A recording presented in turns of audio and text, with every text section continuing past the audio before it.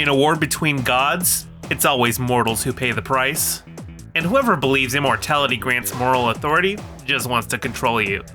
I'm Gayfesh, and today we're reviewing Moon Knight, Episode 2, Summon the Suit. But before we get started, make sure to like, subscribe, and ring the bell. I'm enjoying this one far more now that we're actually getting a proper interplay between Steven and Mark. I spent the first episode hating how idiotic Steven was to not realize anything, but after watching this one, where Steven wakes up with his ankle restraint on after Mark takes care of the supernatural jackal chasing them, I realized that this has been a long campaign of deliberate deception and some form of gaslighting to keep Steven in the dark about their situation. Even after Mark has a direct conversation with him, he still sets things up to make Steven question whether it happened. You're a shitty headmate, Mark. Steven tracks down a storage locker used by Mark. There's a QR code on the door, but don't bother scanning it. I checked. It's just gonna link you to a website where you can buy Moon Knight comics. Also, the whole storage facility uses those movie warehouse lights. You know, the ones that only turn on one aisle at a time with a big ka-chunk noise, like they're searchlights or something. Really indulgent for a 60-watt bulb that only lights up one storage unit. The locker has your standard secret agent bag full of cash and different currencies, a gun, and a passport. A quick question. What's the point of a gun when you have superpowers? Mark's wife Layla shows up going like, "Why are you pretending to be a moronic British dude?"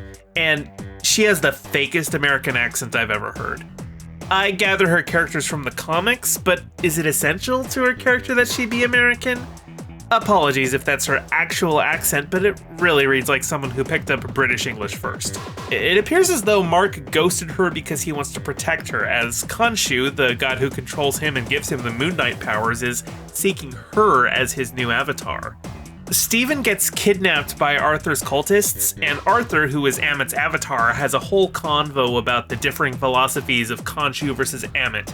How Ammit judges a soul's whole life, while Khonshu only seeks to punish those who have already transgressed.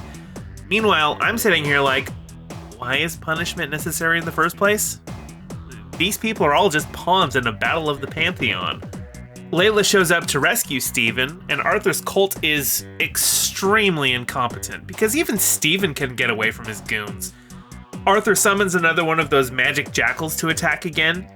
Steven refuses to let Mark out, but we find out Mark's not the only one who can summon the Moon Knight suit. Steven has his own, which looks like an all-white tuxedo with a full face mask.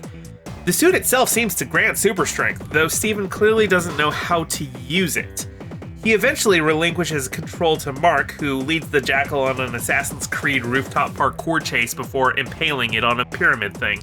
At which point, it seems clear that Mark is now in control and Steven is relegated to being trapped in the mirror. In the first episode, I was annoyed at Steven for being too dumb to see the signs. For most of this episode, I was annoyed at Mark for shutting Steven out. But by the end, I'm mad at Khonshu because he's a deity who cares nothing for the humans he controls. And this reads as deliberate. My current ideal end to this show would be Moon Knight and Arthur teaming up to kill the gods, but I don't know that I have enough faith in Marvel Studios to pull that off. What do you think? Leave a comment down below. The end credits show Oscar Isaac with 3 different faces, but we've only seen Steven and Mark. I wonder who the third one is.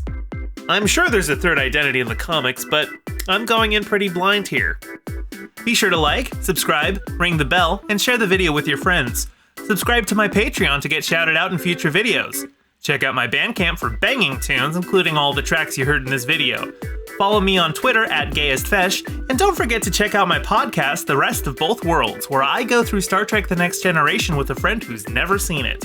Thanks to my patrons Piftle Cakes and Renee Vorbeck. Your support is greatly appreciated. See you all in the next video.